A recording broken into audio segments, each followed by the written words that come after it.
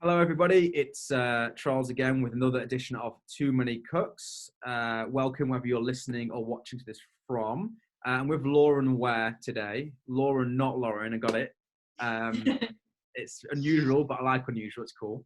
And yeah, as people know, I always love to start with the chronology, understanding the person, and then really get into their expertise, their topic of expertise, and their kind of life's mission and purpose, all that sort of stuff. So with that being said, I look kind of way back when. So the first is from Australia, which I've got a lot, I'm interested about a lot because I've not been there. And funnily enough, the guy who's helping me create Allergy, the developer, is also an Australian. And it's interesting because I think some of the characteristics that I find frustrating in the British, to be honest with you, aren't present in the Australians, and we'll come on to that maybe. Kept all the best bits. Yeah, it's just interesting, like the different how cultures intersect. I'm sure you can talk about that given the work that you do. So I want to go back to kind of 2006, 2007, where you had like a couple of years, 4 years in fact, in like the kind of horse racing, if I'm not mistaken, kind of sector, right? Yeah, you've done your research. Yeah, people are always surprised by this. I think, again, I told you before the call that I'm depth. I'm not about surface level. Like I want to understand the person and what's going on. So yeah, that's a really interesting space. Tell me about that. How did you get into it? Why did you just fall into it? Wow, that's so interesting. Well, I mean, I started out life as a performer and a mentor when I was performing. I was a singer-songwriter, and a mentor was actually really influential, I guess, in the Australian horse racing scene. And he basically said to me, I think you'd be really good in this kind of role. And I ended up being kind of one of the youngest ever female general managers in Australian horse racing. But you have done your research, because that's not a question I get asked very much at all. So good. Yeah. So I really got into that for several years. And I think it really taught me a lot about, I guess who I was and what I guess, the way that I didn't want to be in a lot of ways. I mean, with no disrespect, it was more, I think we went through the global financial crisis in 2007. Yeah. And this Australia did this thing where they gave people like a benefit, there was like it was like a bonus. Basically, yeah, it was just basically it was to prop up the economy. They gave everyone $500 or something like that. Right. It was $1,000 or something like that. Sure. And we saw in horse racing, we saw betting turnover triple that weekend.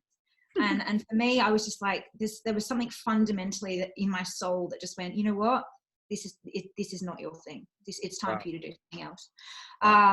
And actually, and then it was in 2008 that I started retraining to become a therapist, which is really interesting, which is where I am now. And obviously I've been a musician the whole entire time, but yeah, you have done your research. Yeah. I also listened to one of your songs, Thousand something. I've got it on my Spotify. I literally listened to it like a few minutes ago, and I can't remember. What's it called? 1,000, all right. 1,000 Kisses Deep, that one. Yeah, that was a cover of a Leonard Cohen tune. And actually Leonard Cohen is what one of his songs is what my current business, Come Healing, is named after. So yeah, my current business is called Come Healing. And the quote that I love, "O solitude of longing where love has been confined, come healing of the body, come healing of the mind." And that was the inspiration for the business name of Come Healing, which is my business now. Okay, well, we'll definitely circle back onto that. Yeah. So I get the fact that you kind of fell into this horse racing business because of a connection with what you're doing with the singer-songwriting. How then, or why then, did psychology become your passion? Was it the trigger, you think, was something feeling wrong about this influx of gamblers, and were you seeing the negative aspects of gambling? Did that just not sit well with you, and then you kind of thought, this is an interesting area? Or when you've been growing up, were you like always interested in why people do things and the purpose and meaning and stuff? Yeah, super good question. And I think I work with Jungian depth psychology, so it's like this idea of as above, so below. And I think for me, I really struggled personally with my own mental health for a really long time. And I think for me, going through what I did in 2007 and seeing that kind of pathology, it really identified for me my own darkness. It's that archetype of the wounded healer. You know, initially I did it to help myself.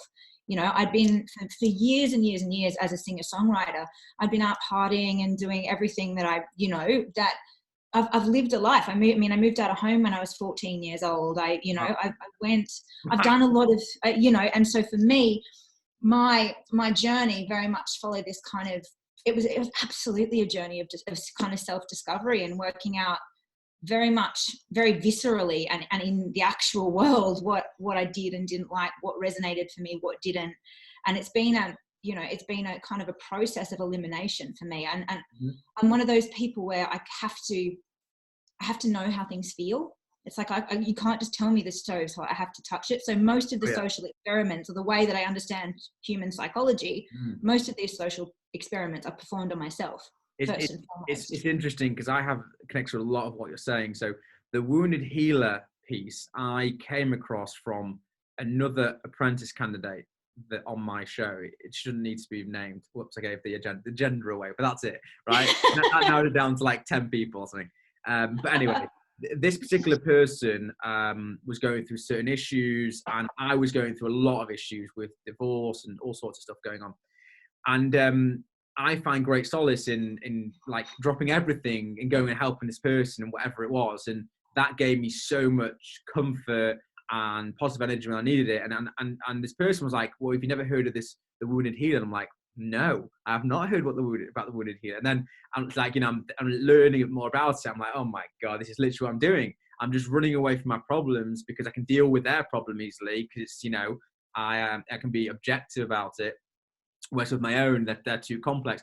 We also talked before in the pre-call about Tony Robbins. And one of the things he talks about is that people deal with all the small things because they don't understand the complexity. They don't want to about the large problem at hand. And I'm sure the wounded healer comes into that as well. Like, I think as people, we like to solve things. And if you can solve small things or big things for the people, it fulfills you, but it also detracts from you actually solving the bigger, deep-rooted problem.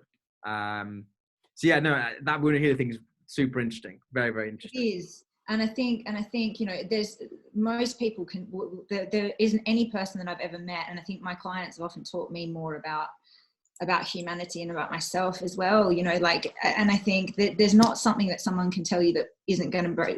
Everyone's got a story that can break your heart, like everyone has a story to tell. And I think it's really important to really be able to hear the human. And I think you can't really do that unless you've done your own work, unless you've been through, unless you've held up that mirror, The other point of your previous response about this kind of learning by doing, again, is something interesting. I didn't, again, until I reflected upon this and was speaking to someone else with experience, understand why I did what I did. So without going into too much detail, because it is documented elsewhere and this is not about me, but more about you, what I did was I went and spent like an awful lot of money in a very short period of time, maybe £100,000 in about 3 months on just like stuff and dinners and hotels and like everything. And I couldn't figure, I didn't understand why, but I had this sense that I needed to feel pain. I needed to feel suffering that I had never felt before. I needed to understand what it was like. And I knew what I was doing. I knew full well that my expense is bigger than my income, right? I'm pretty smart. Most people realize that, right? That's the thing.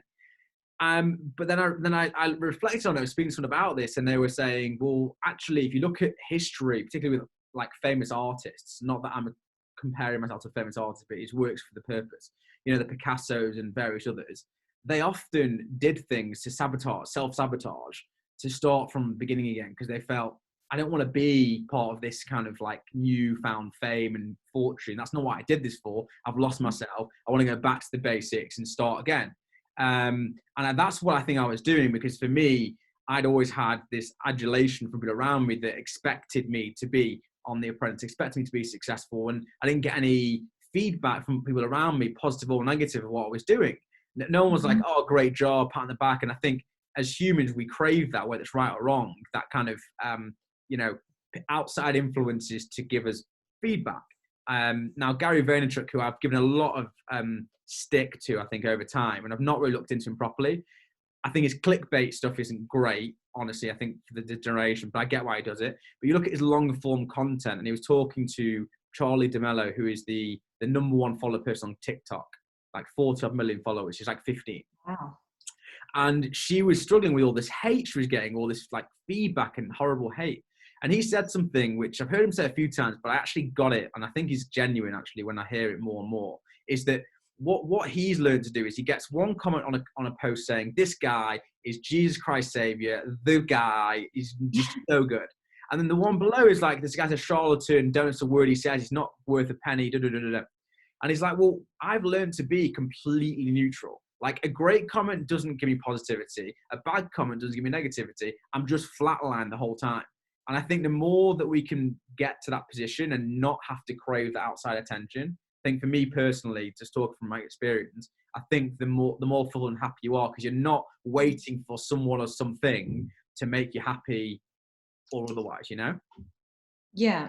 And I think it's really interesting, something that you identified, and what I kept hearing you say just then when you were explaining that as well. It's like we all have these ways of kind of numbing ourselves from pain, you know, be it, you know, shopping or going out and having expensive hotels or these sorts of things, or be it, you know, some people gamble, some people take drugs, some people have loads of sex, some people need romantic relationships. And I think it's really, really interesting that, you know, that as a culture we've learned it's actually, for me, it's not why the acting out, it's what's the pain underneath it that you need to resolve in order to not need, you know, these false idols. I feel like social media is another addiction that's really starting to spring up, which talks to the other point that you made, because I think that a lot of people use social media as this kind of dopamine hit, as this kind of, you know, almost like a, it's like a therapy session, but to give, I think it helps give people context what I'm saying, because I've experienced myself that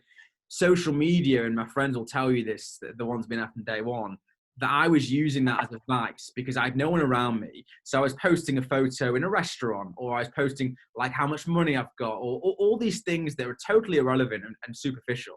But I was posting and oversharing on Instagram particularly. And what you do, see, you look back at it, you're like, that's a cry for help, but nobody heard it, nobody appreciated it, because maybe I didn't say it in the right way or do it in the right way. And now I see other people doing something similar, and I can see, not always, don't get me wrong, sometimes people do it for other reasons, but a lot of the time it's like people need the attention, they're wanting something, they're crying out for help, and they're by the stuff they're posting. And going back to the point, I've got this big theory on social media and the general environment we're in now, which is a lot of the advices people use lead to brain rot. I call it brain rot. It's basically what it is. Where like you're constantly going through TikTok, or you're constantly going through Instagram, and like it's a constant feed.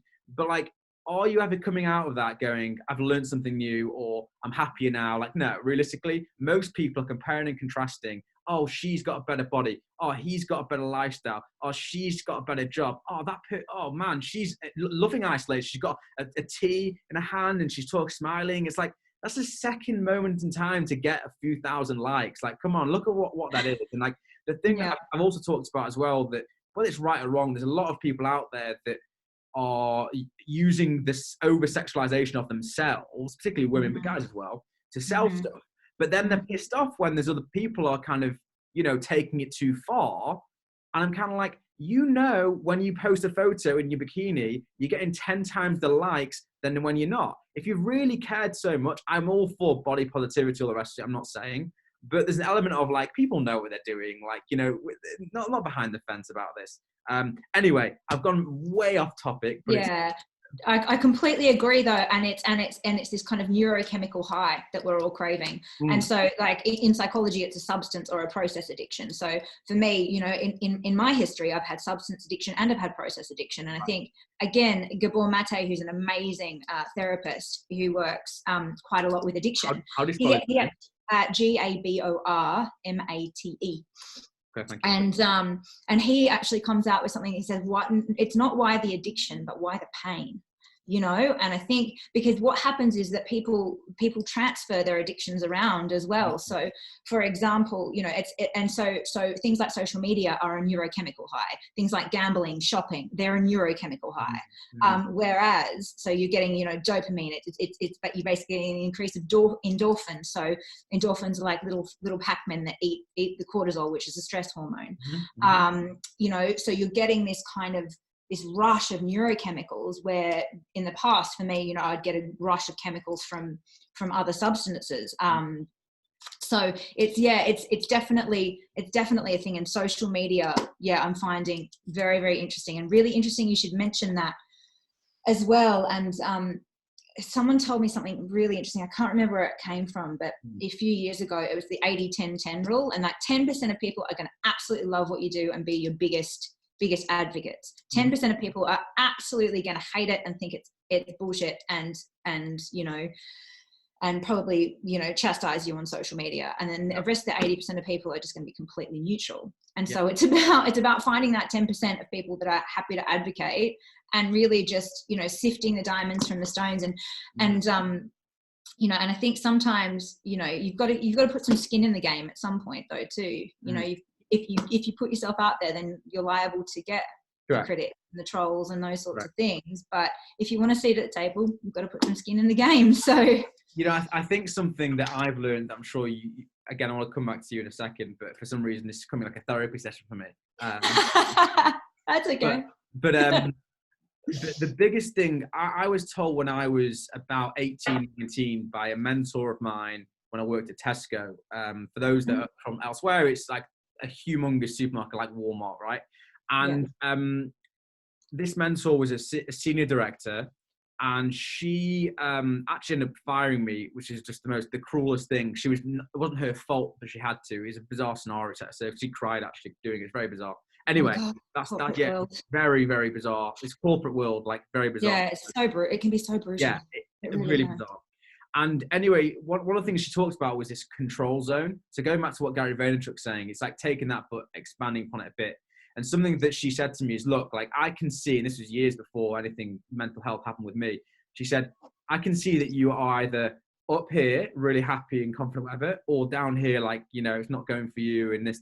Now, the down wasn't so severe at that point, but maybe, and neither was the up. But she could see that, I guess, from experience. And I realize now, post the event, she went through a lot of different things as to how she could see that and have that emotional intelligence. You have to, right? Yeah.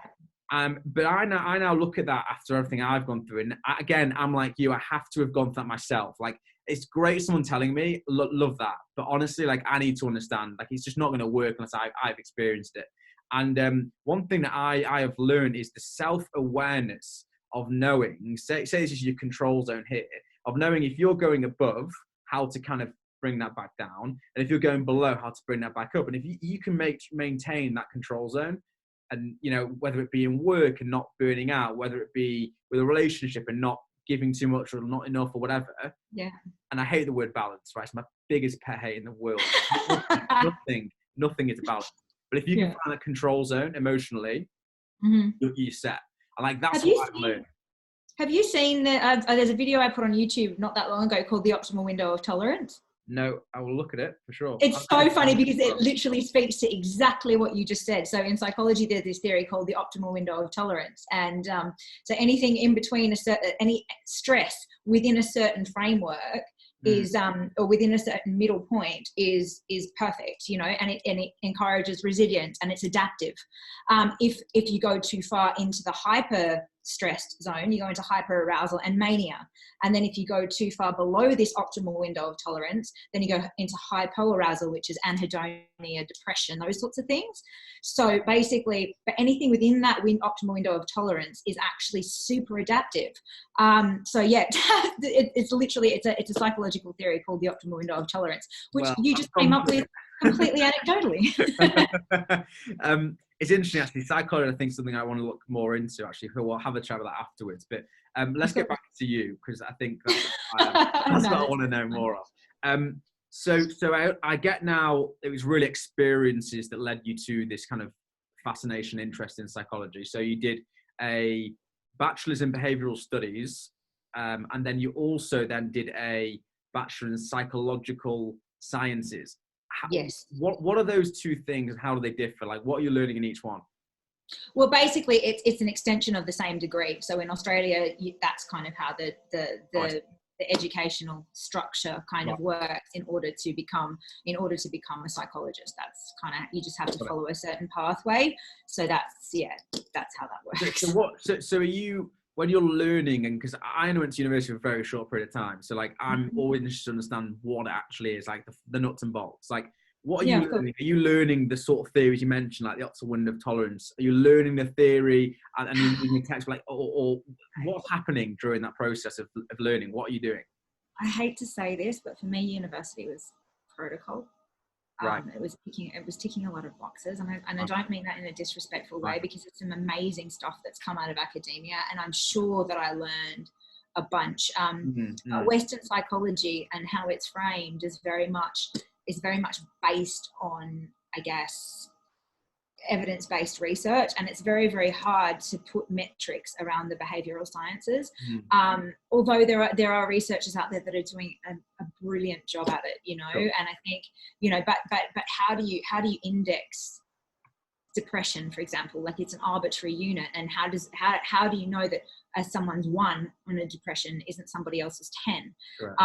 So it's really, really hard to kind of apply a metric to human experience. You know what's really, you know what's really bizarre on that point? Again, I don't know what this is all coming back to me, but I was once a psychologist that went there for various reasons, and he was talking about this a scale. And the thing which I stormed out of the meeting for this reason, because he told me where I was on his scale, and I'm like, you don't know. You've met me for 5 minutes. You don't know who I am. You don't know that where my 0 or 10 is. You just got your own scale because you've studied some years at university, and therefore you're God's gift to mankind on the scale. I remember, it comes back to me now, I was fuming beyond. Yeah.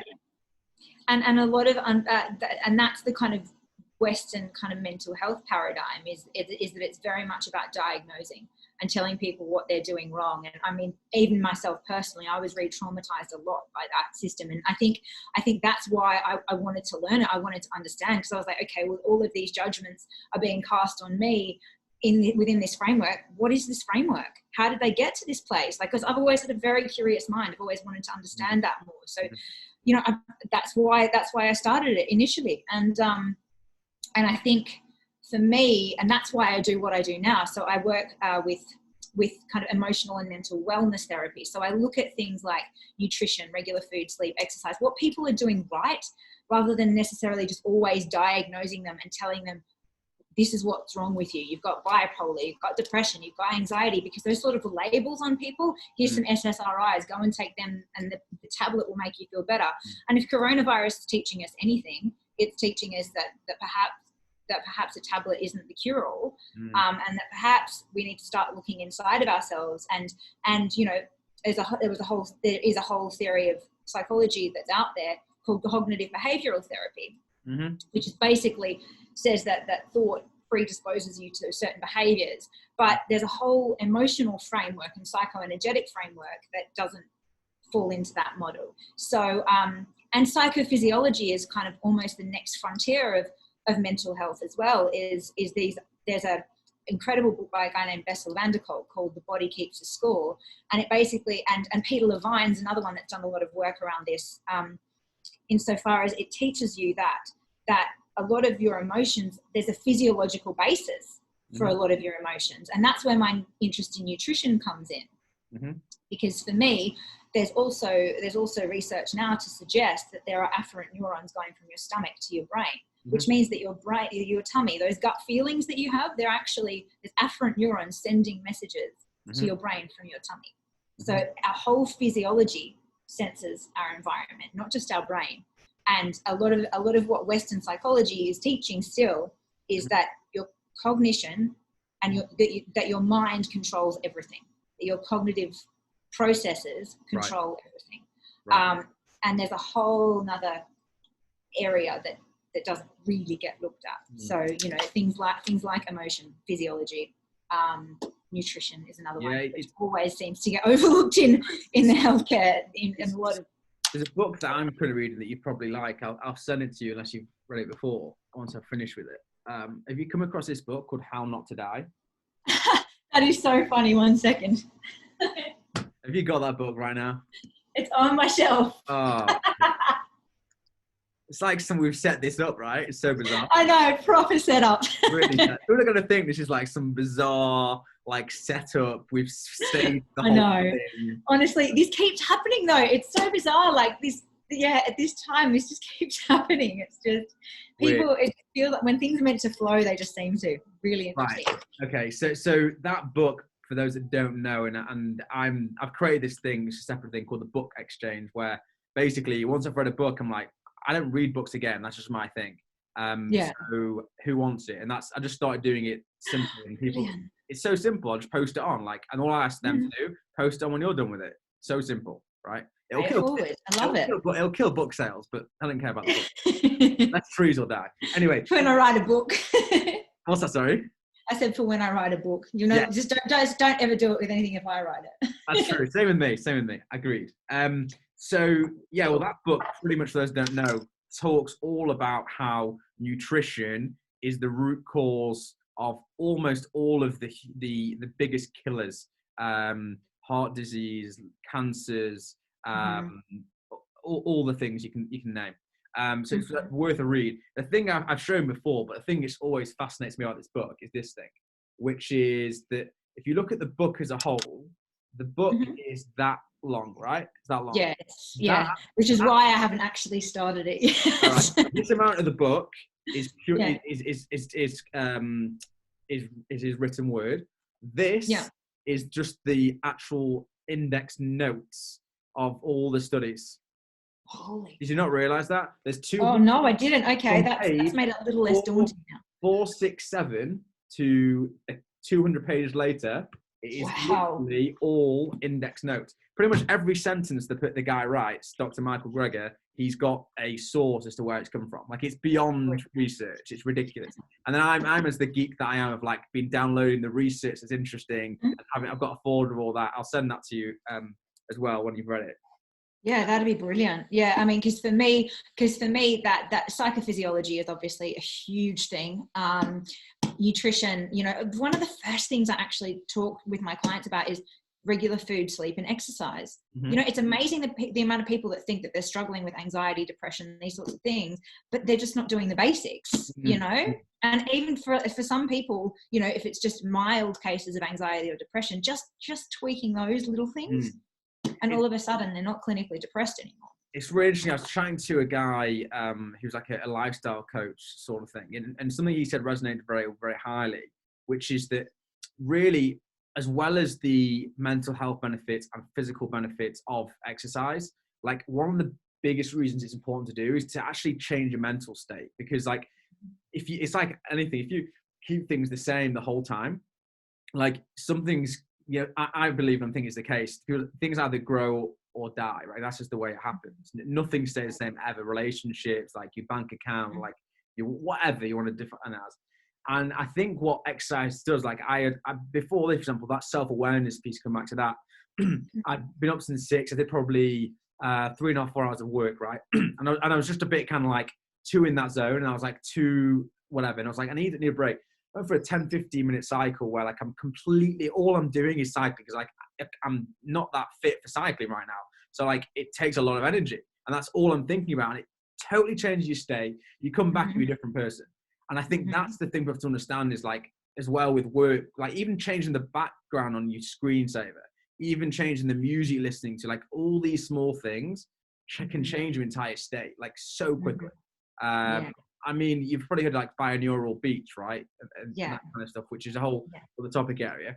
Well, let's dive back into you a second. So you've done these studies. You've then done some work at the Byron Clinic, which for all intents and purposes is like a holistic health center. It is. We actually did a lot. It was interesting. The book that I referenced earlier by a guy named Bessel van der Kolk, we did a lot of like workshops and events and things like that with people that were kind of at the forefront of. So we bring a lot of speakers, mental health speakers and things like that, out to Australia and do events with them. Wow. And Bessel was actually one of those. And that's where I kind of became initially familiar with his work, and it's really, really taken off. Like his I mean, Body Keeps the Score is one of the, like, Body Keeps the Score. I'll put a link in the note. It's a really interesting read, and again, it talks to psychophysiology, but it's just really interesting. And back to what we were talking about, even the fact that we've got the same book sitting on our shelf, I think that, and there's this idea in psychology as well about flow. It's like, you know, when you're a musician, and you, obviously for myself, I play piano and guitar and sing, but for me, when you learn to play the piano, it's about being very cerebral about it. It's about, you know, learning the actual keys and pressing the right keys in the right order. And it's funny because then when you get to a certain point, you almost have to forget all of that and just play, you know, and just let it flow. And so there's this whole idea of learning being that process through the effort and then back into the flow. You know, it's interesting, the totally abstract form but has the same sentiment. There's a watch brand that I love, and most people are familiar with it, called Audemars Piguet, and their slogan is to break the rules, you must first master them. Or it could be slightly different, words to that effect. Brilliant. And it's exactly. And same with the fellow I was talking to the other day about nutrigenetics. He had his Skype username a similar thing, and that's what it is. Like, you have to do the groundwork and go through the process of, you know, if you want to learn about psychology, you have to go, and don't have to, but you need to understand the fundamentals, and then you can go. Like, you know, when you said before, like, I think it was kind of not a waste of time, but it was going through a protocol. Yeah, it was a protocol, but again, it's having the discipline to get through that. Because you need to be able to stand up and say, I know all the protocols, but this is why this works as opposed to that, and this is what's happened. Whereas if you didn't have that, you could still go about it, but you wouldn't have that depth to be able to say to clients, look, like, the protocol, Western protocol, is X, Y, Z. This is why it does work. But in your instance, this thing would work better. So, you know, again, before the call, I might get a tattoo of this. I hate tattoos, but anyway, of you can't connect dots going forward, only backwards. Like, it's exactly what I'm saying, because, you know, at that point in time, now you can see that by studying that, you're able to unlock all this holistic, integrative, like, and I had to understand it. I had to, for my own sanity, I had to understand it, because I couldn't, for all intents and purposes, kind of have this thing kind of having it, had it been such a big part of my life, particularly my earlier life, and not being able to kind of unpack it for myself. I think it was fundamental for me. And as much as it did feel like protocol, it's you know, art of war, knowing your enemy as well, you know, and not that was my enemy, but that was certainly something that was leveled. And it's a real leveler to have that sort of discipline and have to go through that process, you know. And for me, that it was almost a rite of passage for me to be able to be sat here and doing what I'm doing now. Without it, I wouldn't have been able to. So I'm absolutely incredibly grateful. And, you know, I met some amazing, you know, there's some amazing lecturers, particularly at my university at Bond on the Gold Coast in Australia, you know, that I'm incredibly grateful for.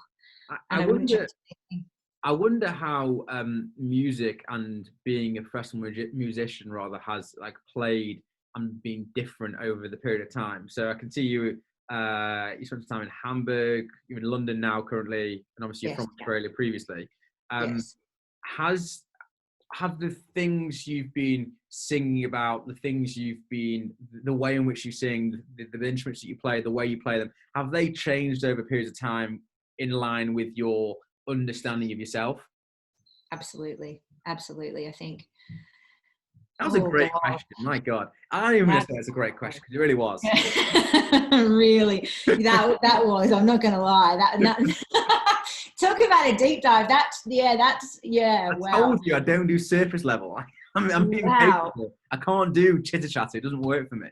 I'm not often rendered speechless, but I mean, how long have you got? Seriously, but for me to answer that question, it's a big one for me. And I think a lot of where my stuff was born out of. I remember when I was about, it's going to turn into a therapy session of me now. When I was about 14, I'm not trained. I would have been 17 years old, and I was doing this massive performance in Sydney at the entertainment centre, and it was covering a Kylie Minogue song, interestingly, and On a Night Like This. It was like the opening thing of this massive massive showcase that was going on. How many people was the capacity, out of curiosity? Thousands? Maybe, no, about 20,000 people. 20,000. It was a massive show. It was a massive show. Like all singing, all dancing, glitter cannons, the whole lot. Like you name it, we had it. And it's so not me looking back at it. You know, I think if you see a lot of my artist stuff now, it's like leather jacket clad. You know, very, very, very, very different. It certainly wasn't head to toe sequins. And that's what they did. They put me in head to toe sequins, and I can just remember feeling so uncomfortable. And for me as a performer, it was always about the show must go on. And I lived my life by that adage until about 26 or 27 years old. Even the horse racing thing, you know, it was always, I always looked the part, you know, like I always kind of, but it never felt authentic. And again, we were talking about this pre-call as well. It's the intention behind the intention. It's being on purpose. And for me, so I guess it's interesting to kind of watch how the music stuff has really informed my psychology. And because I think a lot of artists, and I work a lot with other artists and people in the performing arts, fashion, media, those sorts of things, because I think a lot of the time you end up viewing yourself as a commodity. And I think that's why, rather than calling myself Lauran Ware psychologist, I call myself, like I created a business called Come Healing, so that I wasn't the product anymore.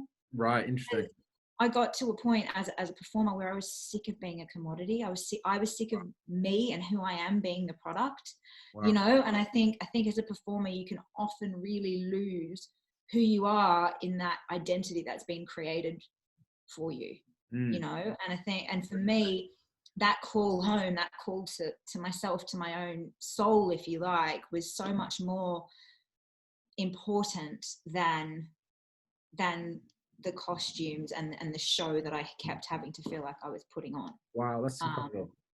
Yeah, and all that stuff was just wrapping paper, and so it's almost like that ridiculous psychology onion layer peeling away situation. But that's 100% for me. I wrote a song called it was on one of my albums called Shed Your Skin, and it was literally talking about that, like literally the amount of times that, you know, that to get to that place you just have to reinvent yourself. And it does feel like a shedding of skin. It does feel like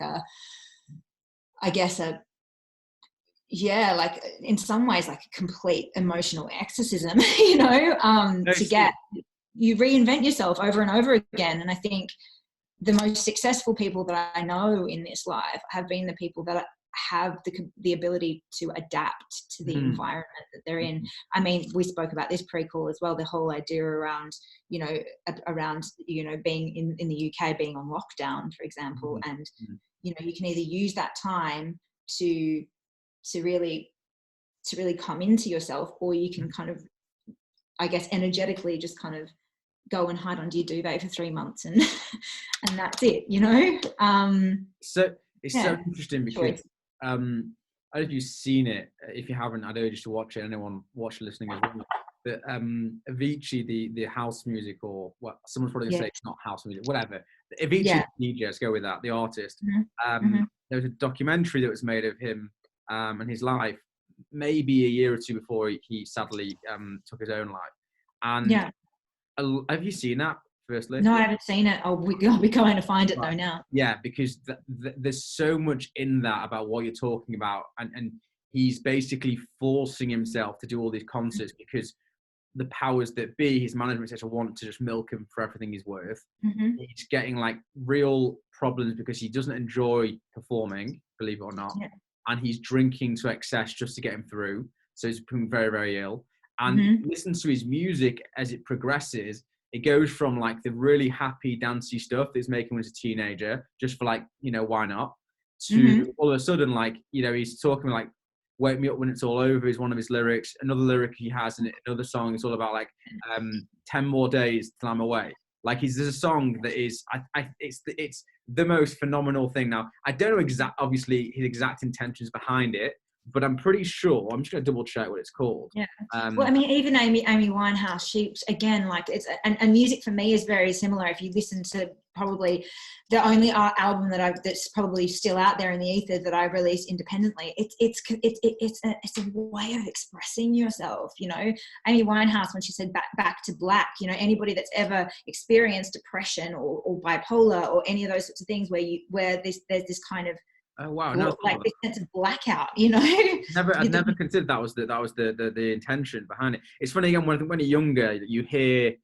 I remember, particularly in England, we're taught like English literature, English language, and your teacher will go like, "Here's a poem that's written by Shakespeare or a sonnet or whatever." Like, what do you look into it? And you think, what a load of BS! Like the guy's written like he's written like I've written here, and like he's not got that intention. And then when you get like, why they make 17-year-olds study Waiting for Godot? Like, how on earth are you meant to understand an existential crisis like that? The one that does have an impact, I think, is that we studied was To Kill a Mockingbird, which is an interesting one. Yes, I'd agree with you. But the point was, I think, at that point, I don't think you are mature enough to appreciate why artists do what they do. It's not just for money and to make something great. Like, so this song, and it is called 10 More Days, it's unbelievable. And it's like a very somber song, and he's basically saying like 10 more days till I'm away. That's the theme of it, right? Because like he wants to get away from all this like superficiality, all this like you know, that's how I interpret it, right? It might be it's hard when you're a commodity. It's hard to get away from that. You know, it really is. You watch the documentary and say like it wasn't made. Obviously, it wasn't made in retrospect. It was made at the time. This is what he's doing, and he wanted to quit, and he was like trying to quit, and this, and there were people saying, "But just do one more show, and just do this and do that," and it's phenomenal. Like as to how that what you're saying, that artistry, the development, kind of the curve of what happens. And it's this whole idea as well. Like, I mean, I think this is biblical as well. This idea of worshipping false idols. And we do it so much in our culture. You know, we worship fame and we worship money and we worship success and you know, but if you don't have your health, then what do you have? You know, right. you can't get any of those things unless you're healthy. And I think the thing that often gets underestimated with artists is their mental health. You know, is that these are people. They aren't commodities. They aren't a product. They aren't something that you can put on a shelf and sell. You know, look at Adele, Amy Winehouse. You know, what is it? The 27 Club. Kurt Cobain, Amy Winehouse, was it Jimi Hendrix? Was another one? Hendrix. Yeah, there's so many of them, and that's I won't go into the 27 thing, but it's just just humor me. So the 27 thing, is that to do with a certain type of maturity at a certain age? Is it to do with exposure of 10 years plus being in the music industry? Like, or is it just a random occurrence? Well, I mean, there's an astrological theory that says that every 7 years you have a Saturn return, and the one at 27 is quite pivotal. I know for me it was a massive time in my life. That's crazy. I literally just turned 27, like April 14th. Yeah. So that is so interesting. That is really interesting because I have noticed in the last few months humongous changes in my awareness. Like some of the stuff I've talked about previously, I wouldn't open up about to anyone, and nor do I even know that there was a thing. You know, I was trying to kind of make sense of it all. I'd never thought about that until you just mentioned it. That's crazy. Yeah, and I think it's for a lot of people that age, it's just a really big rite of passage. It's where you really start to come into your kind of adult self. I also recall I talked as well beforehand. I talked about the self-sabotage piece that I went through, and before that, the guy that's told me about that kind of idea, he said to me many years ago when it must have been 4 years ago, so I'm 23 or something. He said, like, look, like between the age of 24 and 26, like you're developing so much, and like at that point you're like, what do you mean? Like, what are you talking about? And now I look at it, I'm like, wow, like I was chatting to someone else that's kind of, I know him in a professional and a personal sense yesterday about something else. And he said, I listened to a podcast that I was being interviewed on. He said, I can't believe in this. He's not the sort of guy that says this sort of things. Like, I can't believe the difference in you now to before. Like, it's beyond crazy. Like, you know what I mean? It's fascinating. I hadn't thought about that until now. And and it's that point that you really do learn to kind of just like drop the veils and learn to be vulnerable and like, this is who I am. Yeah. You know, and even you now talking about your experiences and what you've been through, even though, you've had all of this success, it's this capacity to own all of it to own the good bits. Yeah, I've been successful here. I've done a lot in my life, and externally to people, it looks like I've been very successful. But I've also had to slay some dragons to get here. Yeah. You know, it's Joseph Campbell. It's the hero's journey. You know. Who was that? Sorry. Joseph Campbell. Have you not? Oh my God. I have to send you this. Yeah, I have to send you this YouTube video. Yeah, it's this idea of, he was an academic years and years ago, and he talks about the hero's journey. And it's basically that all stories follow a very similar narrative cross-culturally across the world. And it's kind of this, like, it initially starts with a problem to be overcome, and then there's an initiation, there's a dragon slaying or something like that, and then there's the return to tell the story. Like Star Wars follows it, a lot of the ancient myths follow it, theology follows it. There's this central kind of theme and narrative in your story. And for me, that's how I work as a mental health worker as well. I work with narrative therapies. I work with this kind of archetypal depth-based stuff that isn't necessarily just cerebral or cognitive. So we've touched upon it nicely there. You've now got this new business called Come Healing, which I'll put links to as well. And you're working with York Test Laboratories. With, I presume, from what I've read, they look at your genetics, is it? Or they look at your blood work and swabs and DNA, and they figure out what you should be eating, shouldn't be eating. Is that kind of the thing they're doing? Yeah, it's basically based on blood work, and it is kind of nutritional testing and how nutrition really does affect your overall physiology and functioning. So yeah, they kind of help people with things like food intolerances, I guess biochemistry at the end of the day, so to see vitamin and mineral levels, all those. Do you sit on the fence? Which side of the fence, or do you not, on the whole plant-based v meat argument, shall we say? Have you got a view on that? I think it's an interesting question, that one. I mean, I'm not vegan or vegetarian myself, and I'm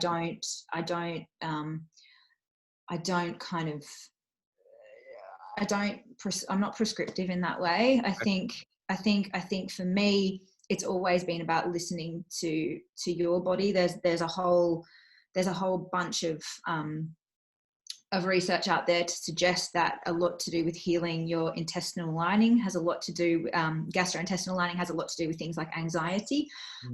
So, I think there's a thing called the GAPS protocol, which talks about, because a lot of the mental health concerns that are springing up around nutrition, I guess, is this idea that of leaky gut or intestinal permeability. So if you've got a leaky GI tract, that basically the nutrients or a lot of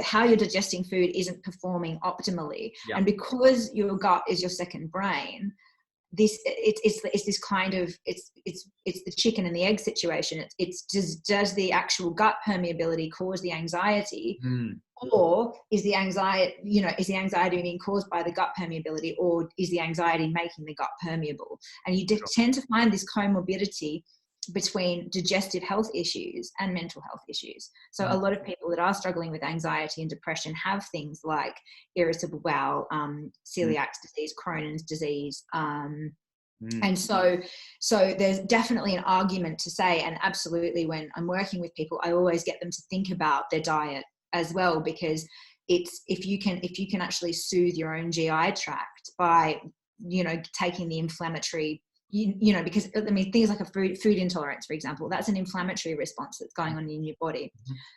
Stress is also inflammatory. So however you decrease the inflammation, it's going to help you overall. Does that make sense? Yeah, without question, that makes sense. It's interesting because one of the things with allergy that I don't talk about allergy much on this, it's not relevant. It is, but it isn't, if that makes sense. I want it to be about other things, not just what I'm doing. But one of the things that I'm very much trying to push is legal agendas to help with certain things. And one of the things that I've noted personally through my own experience when I was in a mental health institute, hospital for 6 weeks, is that the food they were serving was stodge, brown, terrible food. I put on 20 kilograms in the space of 6 weeks. Really? 20 kilograms. And it's taken me a year to drop half of that. But that's a different story. But I asked Charles, them, sorry, keep going. so I said to them, I said, look, like you know, why is the food we're having is so like stodgy and like, you know, I'm like, oh, well, basically the food that you're getting here is the same food that people are getting that are overcoming, say, a broken leg, all those things. We actually do need more kind of like, you know, carbohydrates, possibly all those sorts of things. So I'm like, at this point, I didn't understand really the correlation between nutrition, health, mental health, etc. But now looking back at it, I'm like, my God, like if you were feeding us the food that actually your brain craves and needs, then it would give you a far better chance than just giving this food that makes you zonk out, that makes you kind of like, you know, like not want to do anything and have less energy. Like everyone knows the fact that if you have a huge slice of cake or whatever you have, you're like, oh, I need to sit down from it. Like that's what happened. I was chatting to a guy. I was chatting to a guy the day, as I said before, in nutrigenetics, and he was saying one of the biggest problems with people trying to maintain weight loss is that the micronutrients that we all need is very, very different, right? Which I won't go into now if you want to see the video. But he says that people do all these different diets and they eliminate things and the rest of it. What they don't realize is when your brain sends signal that you're hungry, your appetite functionality, you're actually, a lot of the time, you're craving a vitamin or you're craving a phytonutrient or something, but you don't realize that. You're just like, oh, I need something, so you eat something. And that something will never satisfy that itch because it's not the thing your brain is telling you. And it's just trying to understand what your brain actually wants. And you probably heard before that says that, I've heard it as well, that a lot of the time our brain cannot distinguish. I've heard this, I'm not sure if it's true, I think it is, can't distinguish between food and drink. So as in thirst and hunger. So a lot of the time when you think you're hungry, have some water beforehand, you probably find you're probably not as hungry as you thought, or you're not hungry at all. It's just interesting. As I say, I'm just learning more about this now. I'm a novice. I don't know very much, but I certainly know about the mental health thing, that is on every possible realm, putting on 20 kilograms and eating that sort of food does no one any favors.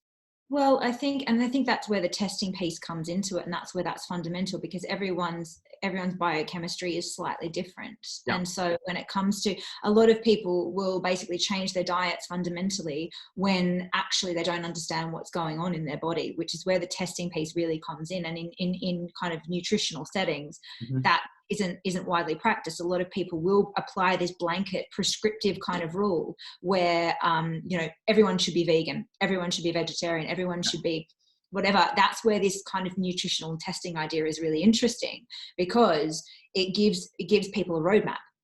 Rather than just blindly going for, okay, I'm going to be vegan now, and going wholeheartedly into that. And then if they might be feeling lethargic, they may be feeling, you know, that like they don't have, they're deficient in something like iron. So that's where testing is really fundamental. And there's some amazing testing companies out there that will tell you everything from hormones to food intolerances to vitamin and mineral makeup. And I think interesting to me that they fed you a heavily grain-based diet as well, because there is some research to suggest that basically the proliferation of bad bacteria in your gut is actually fed by carbohydrates and stodgy food. So yeah, it's that's really, really interesting, because I think that, again, this GAPS protocol that I was talking about earlier actually cuts all of that out of your diet to heal the intestinal permeability, because the fact is that a lot of that basically that aids the proliferation of bad bacteria in your gut. It's bizarre to me. It's really bizarre. And I said, the more I know about it now, I know why people don't get better faster with because they're giving you all this medication, but like actually the biggest thing we're doing, and part of this book won't ruin it for you, but that Dr. Michael Greger talks about in that How Not to Die book, he says that eating the wrong foods is the equivalent of hitting your knee, right? And then it hurts, and so you don't hit your knee again because your body naturally heals itself. But when you're eating the wrong things, you're basically like hitting your knee 3 times a day. and then you're taking painkillers to stop the numbing of the pain, rather than addressing why you've got the pain in the first place, which is what we've a central theme of what we're talking about. I'm curious on a nuts and bolts level. Someone comes to you to come healing, and they've got whatever the issues going on, or they want to be more optimal and whatever. What does a session typically look like? How long does it last? What's discussed? What sort of methods do you look at and use? I know we talked about some of them, but yeah, it'd be good to understand that. So I work with Jungian depth psychology, and so basically I work with this theory that's called as above, so below. So which says that everything that is going on for you externally is reflected in your kind of internal psycho-emotional landscape. And it basically, a lot of my clients will talk to me about what's going on for them externally, and what's kind of happening for them in their environment, in their lives. And actually, I wrote an interesting blog piece. I'll send you the link to it as well. It's talking about being able to drop in and sense, because we've lost that connection with our intuitive selves, with that sense that internal guidance system, that kind of that mothership that's kind of always calling us back. And ultimately, a lot of people know what it is that they need, but they've lost touch with that. And so what I kind of try and do is to kind of marry those two up, and yeah, I use a process called Convergence, which is kind of similar to kind of meditation. It's absolutely talk therapy what I do, but it's also using this Convergence process, which will help people to drop in to that intuitive part of themselves, so that they can express from that place. Because I think a lot of people think, oh, well, if I change this, and if I get divorced, and if I do this, and if I do that, and if I do that, but yet the internal kind of processes and the psycho-emotional processes that they're going through to get to that point are the same. So they keep repeating the same patterns over and over again. And so for what I do, it's about getting really honest about that part, about that piece, and to go, okay, this is what's going on for me emotionally, physiologically, in my experience of the world, and then using that to change what's going on out here. So it's a bottom-up process. A lot of psychologists will work with a top-down. They'll go, okay, you need to stop thinking like this. You need to change your thoughts. You need to, look at your cognition, and whereas for me, it's okay. How does that feel? When you do this, how does it feel? What's going on in an emotional and in a psycho-energetic sense? And then let's use that to cultivate change. And so it helps people to become sovereign in their lives. It helps people to take responsibility and empower themselves to say that what's happening to me isn't what's going on out here. It's how I'm experiencing it, and then how I'm experiencing it will then reflect back out. I think that's a great place to kind of leave it. And I just think this note that I came across as well from reading this book, I think it's popped into my head, is that you talk as well. There's a video that I watched, again, I'll pop a link in the description, of talking about thoughts v feelings, right? And that we've kind of lost that feeling piece, sort of. I also think, from going back to that nutrition thread, that what we actually do as humans nowadays is we eat based on feelings. So like, oh, I'm craving a Chinese, oh, I'm craving cake, whatever. We're not eating thoughtfully, like going, actually, eating that's going to make me sluggish, going to make me look at my body in a bad way, like this. And I think there is a huge disconnect, as you come to it as well, of people being thoughtless and just going on emotion.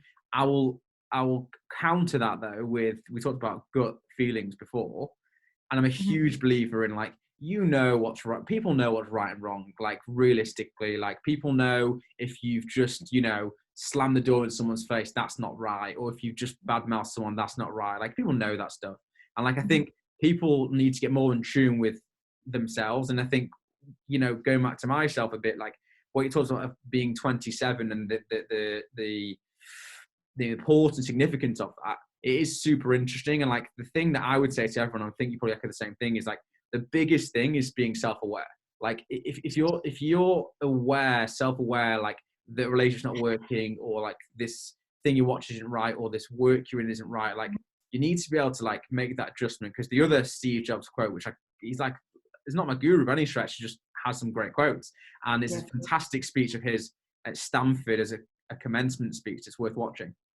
And he says the connecting dots backwards and forwards piece. And the other thing he says, which resonates here, is that if you look at yourself in a mirror 2 days in a row, you don't know what you see, you've got to make a change. And I think that's what people, unfortunately, in today's society aren't doing, is they're hating the work they're doing. They're lounging around, the relationship they're in isn't working, all the rest of it. And like, then they're not willing to do anything differently. And something else someone said to me when I was playing golf, believe it or not, I was getting very agitated by my shot wasn't good a couple times in a row. And they said it's an Einstein quote that if you do the same thing over and over again and you expect a different result, that is a definition of insanity. And people need to understand that. So people like yourself, very interesting to kind of help people kind of make those changes, understand what and who they are properly. Because there's two people that go through life, I think, from my perspective, that aren't passionate and they don't have that purpose we talked about before. When you've got those two things, and I know you do, I can tell by talking to you, you're not working when you're with a client or whatever else. Like that's part of you. That's just like something you're passionate about. That like, that's you. Do you know what I mean? Like, and people don't get that. I'm sorry for you. Like, you need to find it. Like, I hate to be the bearer of bad news, but like, if you haven't found it yet, there's something out there for you. You just haven't found it yet. Like, you know what I mean? It's all about living on purpose. But it's all well and good for everyone to wax lyrical about purpose. But then it's also being brave enough to follow through, no matter what that costs you. That's the key. Because you can know what your purpose is, you can feel that in your heart, but then you have to somewhere in you find the courage to slay that dragon. You know, you have to find the courage to be on purpose and to live that truth. And that's the hard bit. Well, that's an awesome place to leave this conversation. I mean, we'll have another one at some point, no doubt. But thank you so much for your time. It's been honestly so much fun. No, my absolute pleasure. It's so nice to chat to you. I can't believe we had the same book. That's just Really blowing my mind. Really bizarre. Brilliant.